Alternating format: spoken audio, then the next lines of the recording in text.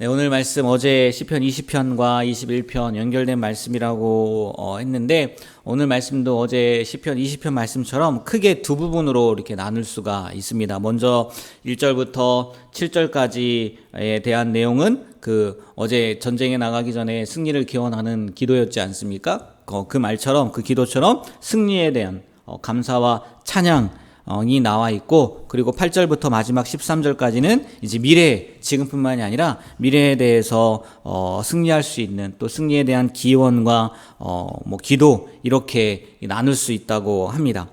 어제 말씀에서 나눴던 것처럼 오늘 말씀을 보면요, 전쟁에서 승리하고 온 이후의 내용인 것 같아요. 아니, 틀림이 없는 것 같아요. 그리고 2절을 보니까 그의 마음의 소원을 들어주셨으며 그의 입술의 요구를 거절하지 아니하셨나이다 라고 하는 것으로 보아 하나님께서 기도하신 것, 어제도 그랬죠. 어제 아예 기도의 내용 가운데 이미 받은 줄로 믿고 기도했다고 말씀을 드렸으니까요. 또 그렇게 기도했다고 했으니까요. 그리고 정말 그 말씀처럼 승리하고 들어왔다는 거죠. 근데요, 어제의 말씀 20편의 기도의 내용, 그리고 오늘은 21편 기도에 대한 응답이다 라고 이렇게 할 수도 있을 것 같은데, 그 내용을 보면요, 뭐라고 해야 되나요?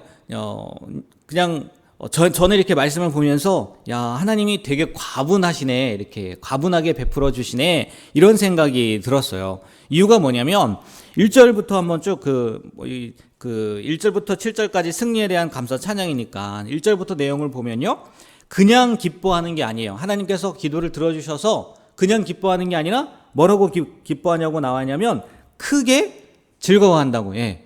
기뻐하는 것에 넘어서 크게 즐거워합니다 라고 이야기를 하고, 또 3절을 보면 아름다운 복, 그리고 순근 관을 주셨다고 이야기를 하고, 또 4절에서는요 생명을 구했어요. 근데 그에게 생명을 주셨는데 어떤 생명을 주셔요? 영원한 장수예요. 영원히 살 수 있는. 그냥 나는 단순히 생명만을 구했을 뿐인데 하나님은 영원히 살게 해줄게, 이렇게 했다는 거예요. 그리고 6절도 보면요, 5절도 보면 하나님으로 인해 왕이 크게 영광을 얻고 존귀와 위엄을 입혀주셨다라고 이 얘기를 하고, 6절도 마찬가지예요. 영원토록이에요. 그리고 지극한, 지극이 어떤 의미인지 아시지 않습니까? 지극한 복을 받게 하셨다고도 이야기를 하는 거예요. 다윗이 구한 것, 아니 이스라엘 백성들이 구한 기도보다 하나님께서 더 큰 걸로 베풀어 주셨다는 것처럼 들려지더라고요. 아니 더 많은 것들을 주셨습니다 라는 고백처럼 들리더라고요. 물론 하나님께서 그렇게 해주셨겠죠. 근데요, 이 구약이지만 신약 성경에 보면 사도 바울이요, 에베소서의 말씀에서 보면 이런 고백을 하는 게 있어요. 어떤 고백을 했냐면 우리 가운데 에베소서 3장 20절이에요. 찾지 않으셔도 되는데, 우리 가운데 역사하시는 능력대로 우리가 구하거나 생각하는 모든 것에 넘치도록 능히 하실 이에게 라는 표현이 나와요. 정말 이 구약과 신약, 물론 이 말씀을 보고서 바울이 그렇게 고백을 했을 수도 있을 것 같아요. 그러나 바울도 자신의 삶에서 보면, 또 지금까지 하나님께서 행해 주신 일들을 보면 그렇게 고백할 수밖에 없었을 것 같긴 하더라고요.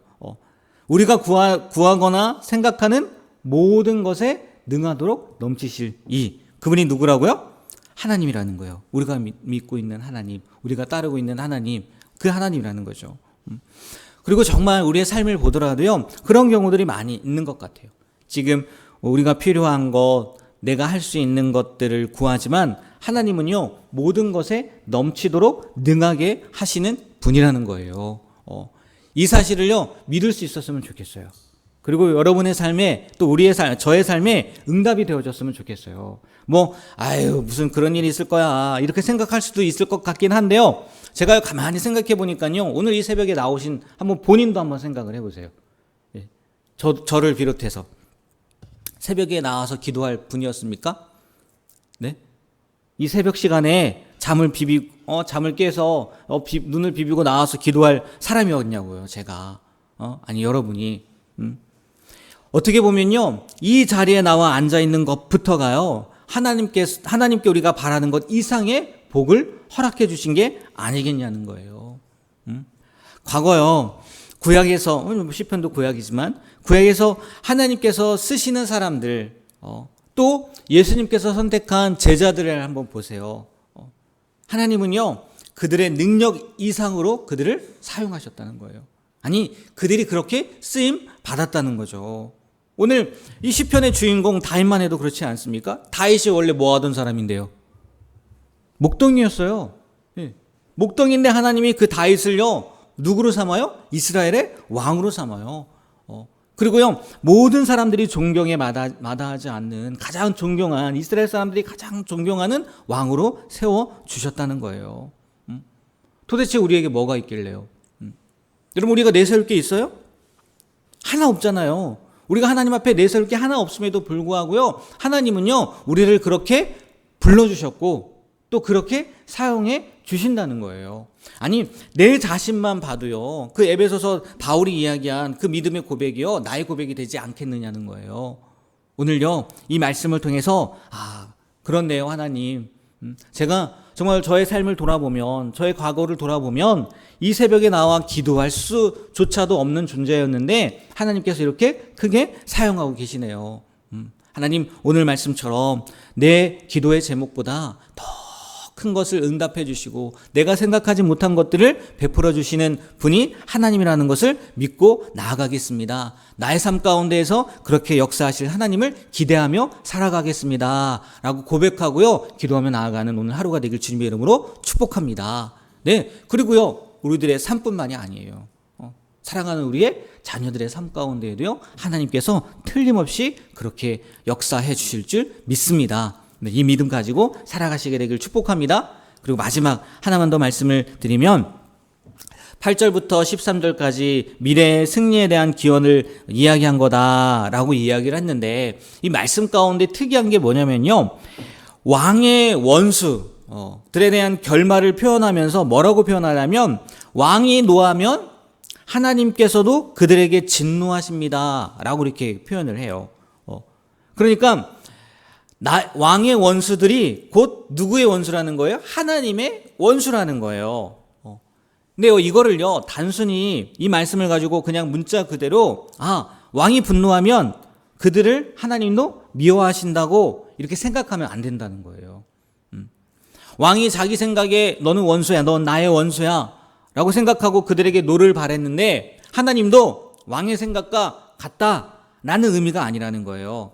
이 의미는 무슨 얘기냐면, 왕도요, 하나님의 지시하에, 누구의 지시하에요? 하나님의 지시하에 노할 사람들에게 노하고, 하나님께서 멸할 사람들을 멸한다라는 의미로 봐야지, 내가 누군가를 싫어하니까, 내가 누군가를 미워하니까, 누군가가 나에게 원수 같은 짓을 하니까 하나님도 동일하게 그 사람을 나의 원수, 하나님의 원수로 생각해 라고 착각하면 안 된다는 거예요. 왕이었음에도 불구하고 어떻게 됐다고요? 하나님이 노를 바라는 사람에게 왕이 노했다는 거예요. 아니, 하나님의 지시하에, 하나님의 지시하에. 정말요, 다윗이지 않습니까? 다윗의 삶을 보세요. 다윗이 왕이란 말이에요. 그렇잖아요? 기름 부음을 받았단 말이에요. 그런데 그의 삶을 보면요, 그 어느 것 하나도요, 혼자 독단적으로 행하지 않았어요. 그렇잖아요. 오히려요, 독단적으로 행했을 때 어떻게 해요? 하나님 앞에 징계를 받잖아요. 다윗의 말년에 하나님은 이스라엘 백성들의 그 군사의 숫자 세는 거 원하지 않았어요. 왜? 하나님이 다윗의 힘이니까, 하나님이 군대니까 그런 걸 원하지 않았단 말이에요. 근데 다윗이 독단적으로 그 군대를 세웠을 때 어떻게 해요? 하나님의 징계를 받잖아요. 다윗의 삶 가운데 물론 이런 실수도 있지만 그의 삶을 보면요, 정말 어느 것 하나 독단적으로 행하지 않았다는 거죠. 하나님의 지시하에 움직였다는 거예요. 이게요, 하나님을 따르는 사람들의 모습이어야 된다는 거예요. 우리가 예수님을 믿는다고 한다면, 우리가 하나님을 우리의 아버지로 섬긴다고 한다면 우리가 독단적으로 할 수 있는 게 있다고요? 없다고요? 없다는 거예요. 심지어 노를 바라는 것도 마찬가지라는 거예요. 원수 삼는 것도 마찬가지라는 거예요. 하나님께서 노를 바라시니까, 하나님께서 원수 삼으시니까 우리도 하나님을 따르는 것뿐이지, 내가 원수 삼았으니까 하나님 저 사람 원수처럼 여겨주세요, 나를 힘들게 하고 나를 어렵게 했으니까 내가 노를 바라니까 하나님 저 사람에게 노를 바라주세요. 바뀐 행동이라는 거죠. 바뀐 행동이라는 거예요. 우리가요, 이 말씀을 통해서 그래, 처음에 말씀 너무나 좋죠. 내가 바라는 것 이상의 것을 베풀어 주신다니까 얼마나 좋아요. 나의 자녀들에게도 그렇게 해준다니까 얼마나 좋아요. 그런데요, 그보다 앞서서 다윗이 하나님이 노하니까 자기도 하나님에 따라서 한 거고, 하나님이 멈추라고 하면 그럼 다윗은 어떻게 했겠어요? 멈추지 않았겠냐는 거예요. 우리가 이것이 진정한 하나님의 자녀의 모습이라는 것, 다윗 왕도 그렇게 했어요. 왕도 왕 자기 마음대로 할 수 있어요. 그런데 그러지 않았단 말이에요. 이 다윗의 삶이요, 우리의 삶이 되었으면 좋겠어요. 그러니까 하나님께서 다윗을 인정해 주셨던 거겠죠. 그러니까 하나님께서 다윗을 기뻐해 주셨던 거겠죠. 우리도요, 다윗의 그 마음, 다윗의 삶을 닮아가게 되길 주님의 이름으로 부탁드립니다. 기도하겠습니다. 하나님, 오늘도 생명을 주셔서 주님 앞에 나와 기도함으로 하루를 시작하게 하셨습니다. 또 기도하기 전에 하나님의 말씀을 통해서 하나님이 어떠하신 분이라는 것, 그리고 또 우리는 그 하나님 앞에 어떠한 모습으로 살아가야 되는지 깨닫게 되었고 또 알게 되었습니다. 정말 다윗처럼 우리도 하나님을 그렇게 생각하고 그렇게 믿고 또 하나님이 해주시는 것들에 대해서 감사하며 살아갈 수 있는 그런 귀한 삶이 될 수 있도록 붙잡아 주시옵소서. 이 새벽 시간 하나님 앞에 늘 감사합니다 라는 감사의 제목으로 하나님 앞에 귀한 예물 드린 손길이 있습니다. 이 손길 가운데에도 하나님이 늘 동행하여 주시고 사랑하는 자녀들의 삶 가운데에도 하나님 함께해 주시는 은혜를 허락하여 주시옵소서. 감사하며 또 축복하며 예수님의 이름으로 기도합니다. 아멘.